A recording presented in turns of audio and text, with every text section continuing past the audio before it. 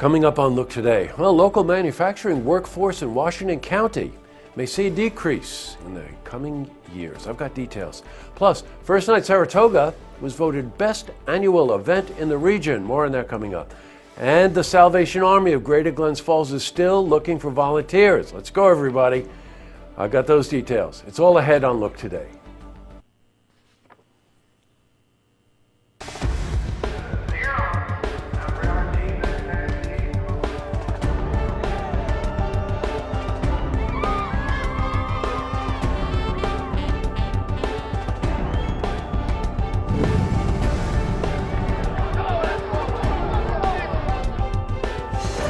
Welcome, everyone. I'm Jay Hood Jackson, and this is Look Today. Well, in tonight's program, I sit down with Doug Beatty, Supervisor at Large, Town of Queensbury, and he's here to give us an update on important issues in Warren County. It's part two of my interview with him. Plus, I also sit down with John Musacchio.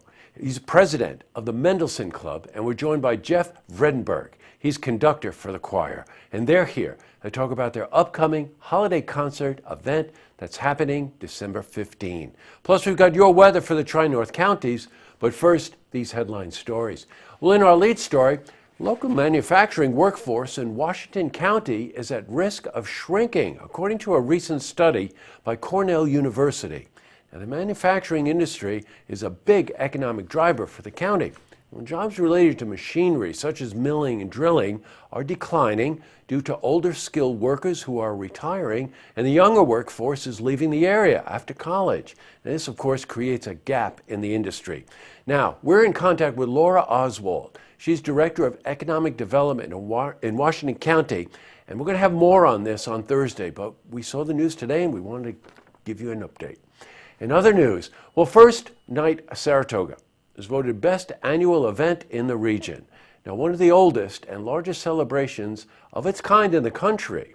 First Night ushers in the new year.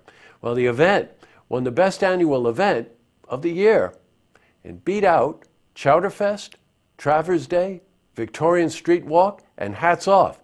Well, we spoke to Alex Jones. She's First Night coordinator for Saratoga Arts. You know, I think that as far as the people who are voting, maybe it's one of the most well-known events, or maybe it's something that people have a lot of fun doing. I think business owners also vote in this, and maybe it's, you know, one of those nights that just brings a lot of tourism to the region on a day where they wouldn't normally get as much traffic. Now, we're sponsors again for First Night, and Alex will be here for an interview, so we'll bring you up to date on all of the activities for First Night Saratoga. All right, switching from news to weather. Today saw temperatures in the mid to high 30s. Let's see how the weekend, no, not the weekend, let's see how the week is shaping up. For a more detailed look at our weather, let's head to the Glens Falls Weather Center for a look at your first forecast. It's Monday. Thank you, Jesse. I'm meteorologist Clarence Ponser with your first look weather update. Let's take a look at the maps for tonight. We have a warm front boundary making its way through parts of the Midwest and Great Lakes. This cold front will be bringing rain chances and much colder air behind it. Some windier conditions out behind the front, especially as you head towards the upper Midwest, where they can see additional rain and snow chances as well. We'll see a high pressure continuing to be in control across the New England states, but as you take a look at the forecast tonight, we'll see 30s to the north, 40s to the south. Regionally, Capital District generally mid-30s. Clifton Park about 36 degrees, 35 Fort Edward as well as Greenwich. Whitehall about mid-30s too, 36 the expected overnight low. About 34 here in Glens Falls towards the northern part of the area. 30 in Johnsburg and 31 in Parsville. A few showers late, mostly cloudy. Then on Tuesday, you could see a quarter to a half inch of rain as that cold front passes by. 54 the afternoon high. Rain chances increasing as you walk out the door with temperatures generally lower 40s through 8 a.m. We'll see those temperatures drop. 20% chance of residual showers Wednesday, high of 43, morning low to 38. Then only mid-30s, a little bit more typical for December levels across the Capital District with overnight lows pretty chilly, lower to mid-20s with winds out of the southwest, at least partial sunshine Thursday and Friday before rain and snow chances try to resume back by the weekend. That's a look at the first look weather update. I'm meteorologist Clarence Ponser. Now I send it back to you, Jesse. Well, thanks a lot, Clarence. Well, the weather's warm enough, but the clouds, of course, blocked everyone's view of that super full moon last night. We tried. We went up to the mountains, waited for it. No good. All right, back to the news. Salvation Army, Greater Glens Falls, is still looking for volunteers for bell ringers, and they need help in their food distribution system throughout the holiday season. Now, to date, they're approximately $5,000 down from last year's Red Kettle Drive. Come on, everybody. They need help. We spoke to Major David Dean about the possible reasons for this difference.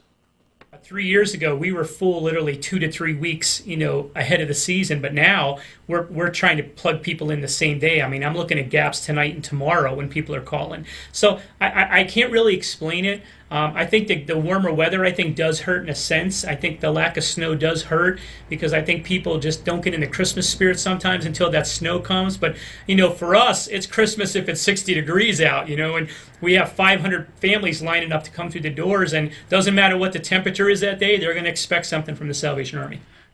Well, as you know, we've been following this story and encouraging you to volunteer. So get in the Christmas spirit and contact the Salvation Army of Greater Glens Falls. Up next, I sit down with Doug Beatty.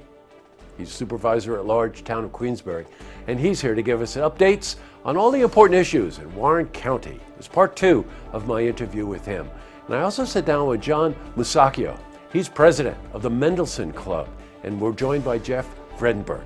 He's a conductor for the choir, and they're here to talk about their upcoming holiday concert that's happening December 15. But first, if you see news happening, you want to share a story idea, how about join us for an interview?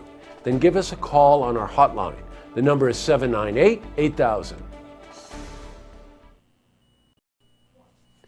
Well, that's all the time we have for this edition of Look Today. Yeah, you can tell it's Monday, right? Whew, I don't know what it is about today.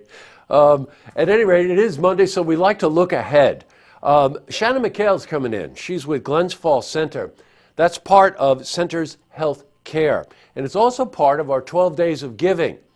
Each one of us here at Look Media has selected an organization that we would like to help highlight during the holiday season. And since there's only 6 of us, I guess we're going to have to each take 2 organizations. But we're really happy to do that, and we'll be starting that this week. Also, Ballston Spa School District is coming in about their holiday event. Toys for Tots is coming in, and as you can tell, everything is holiday related. One last thing, I hope you did make it to the Festival of Trees at the Queensbury Hotel. Again, that goes to help Prospect Center in Queensbury and all the good work that they do for the disabled. The hotel was just a wonderland. It was really something to see. All right, tonight on Look TV, Beyond the Headlines, we have a new one we're taping this week, and Tracks, our music show, and yes, we are taping new episodes of Tracks. In the meantime, you can watch those and tune in tomorrow night for the stories that matter to you. It will be Tuesday. Good night, everyone.